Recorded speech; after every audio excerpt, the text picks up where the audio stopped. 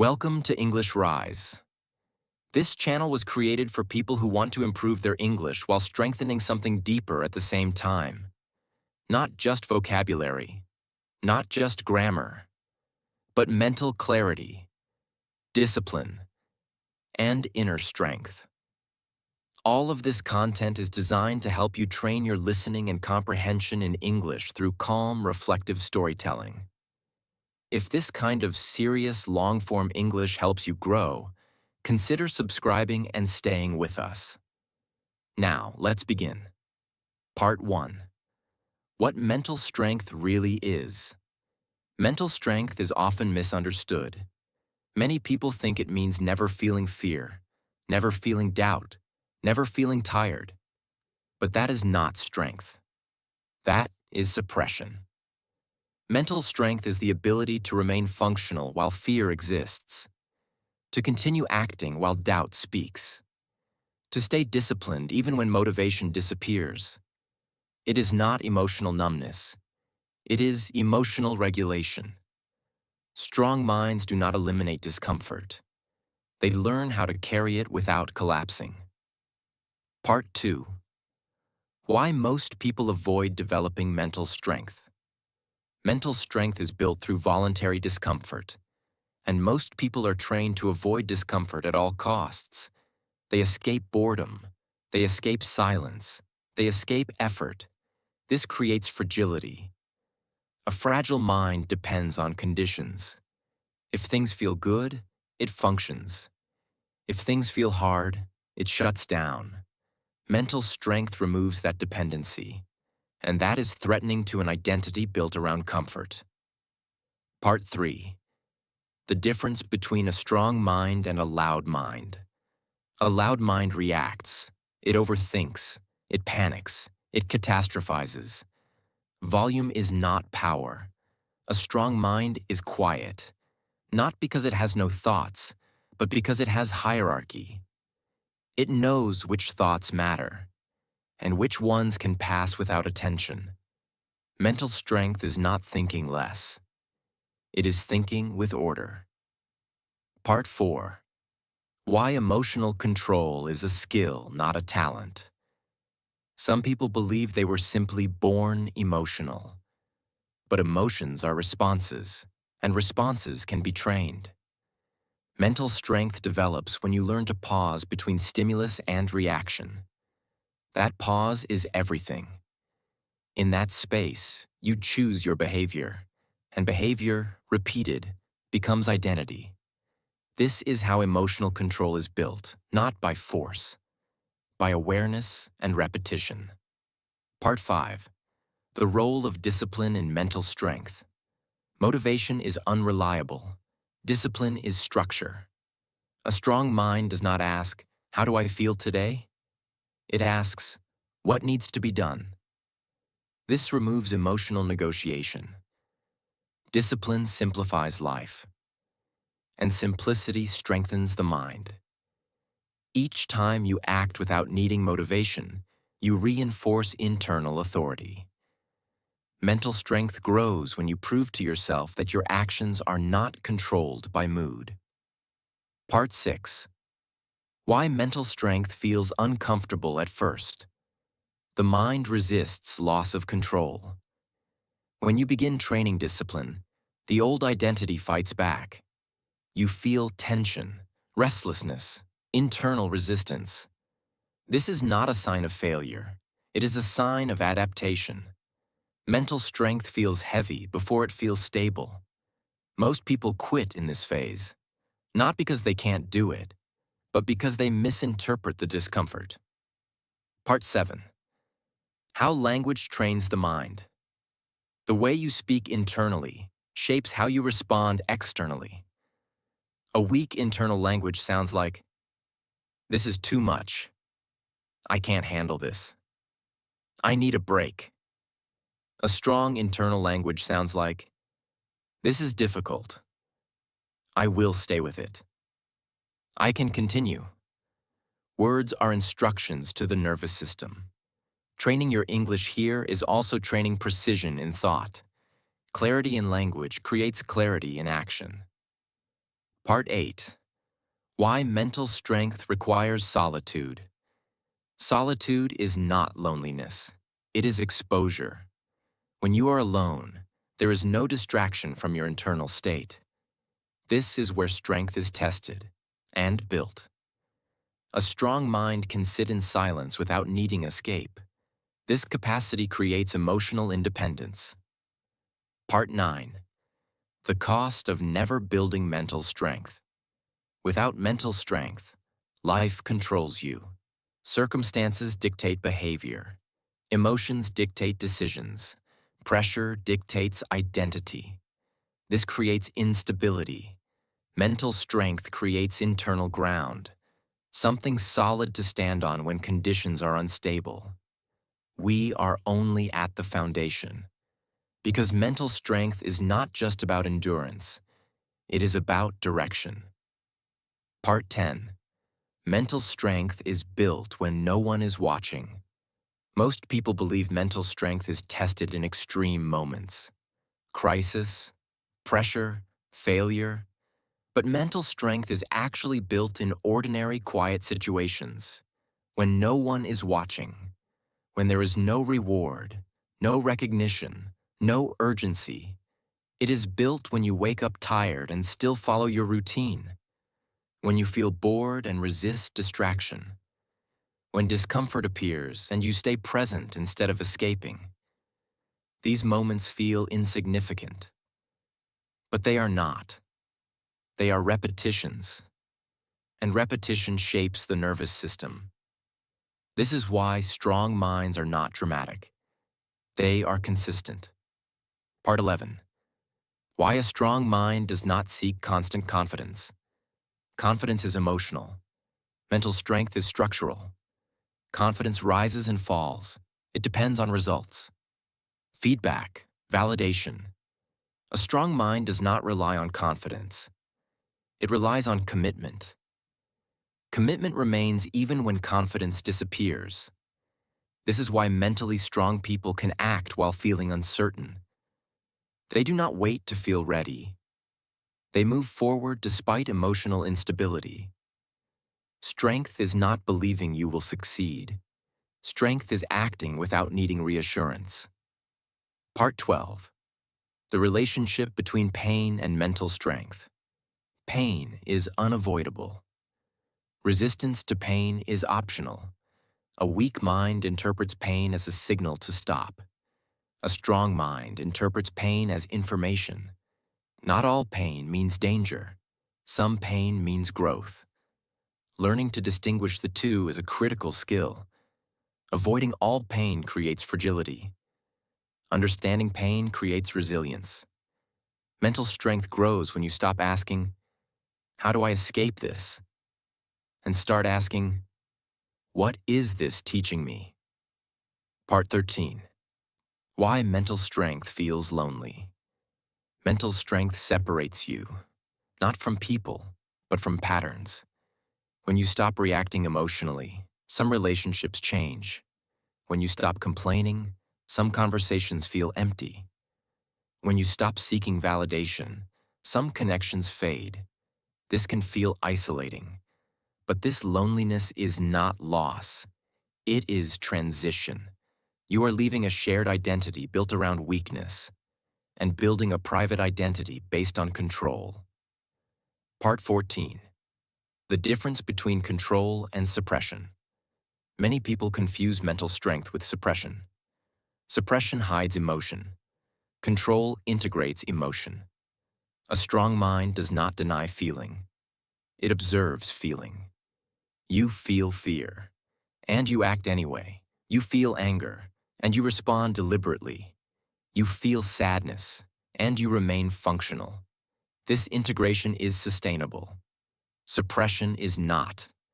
Mental strength is emotional maturity, not emotional absence. Part 15. Why routine strengthens the mind. Routine reduces friction. It removes unnecessary decisions. When behavior becomes automatic, the mind conserves energy. This energy can then be used for focus, learning, and execution. Routine is not boring. Chaos is exhausting. Strong minds protect their routines because routine creates predictability. Predictability creates stability. Stability allows growth. Part 16. How mental strength affects how you learn English. Language learning is uncomfortable. You misunderstand. You forget words. You make mistakes.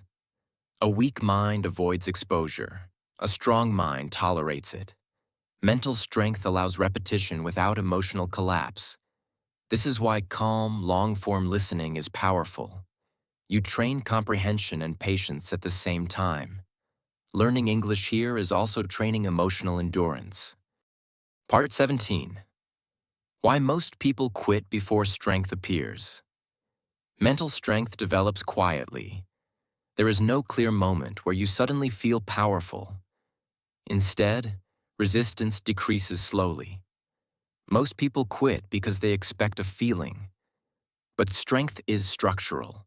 It appears in behavior. One day you notice you react less, you hesitate less, you recover faster. By then, strength is already there. Part 18.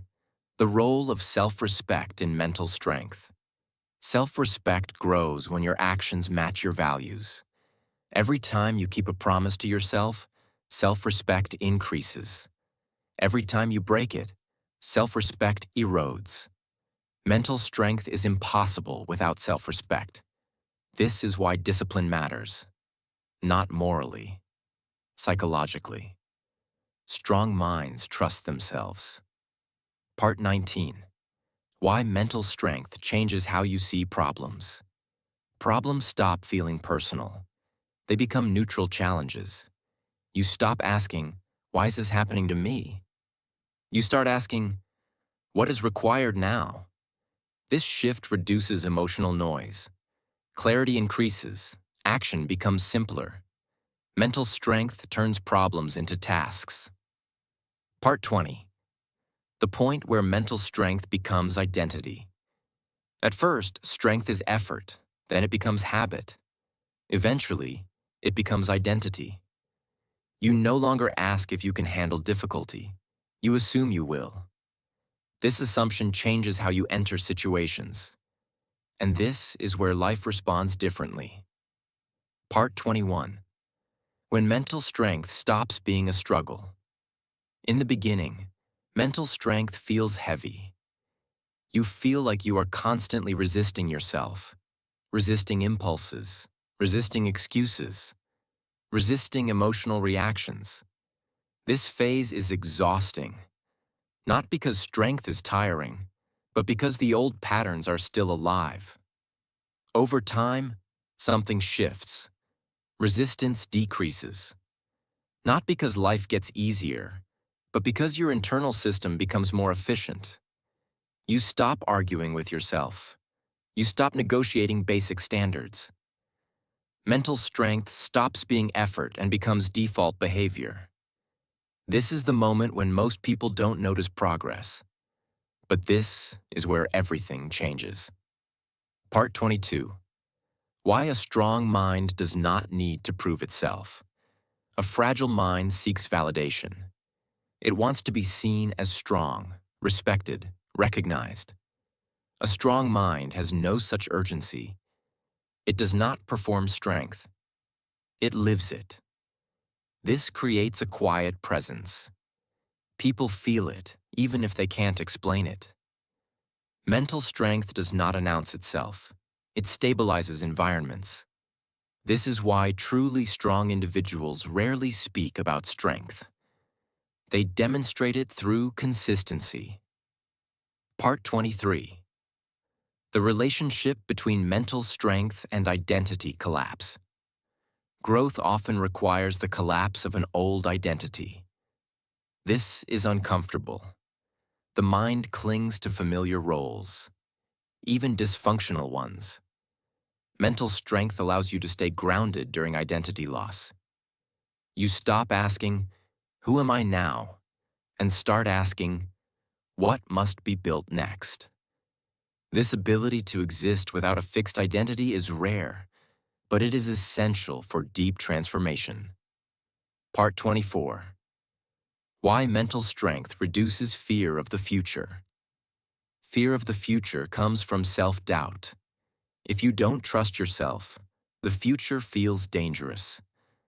Mental strength builds self-trust. You know you can adapt. You know you can endure. You know you can respond. This changes your relationship with uncertainty. The future stops feeling like a threat.